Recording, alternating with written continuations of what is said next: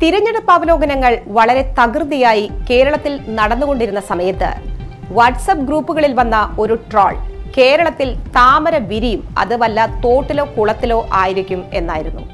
എന്നാൽ നമ്മുടെ നാട്ടിൽ പണ്ട് ധാരാളമായി ഉണ്ടായിരുന്ന തോടും കുളവുമെല്ലാം മണ്ണിട്ട് നികത്തിയത് മൂലം താമര പാർലമെന്റിലേക്ക് തന്നെ വിരിഞ്ഞിരിക്കുകയാണ്.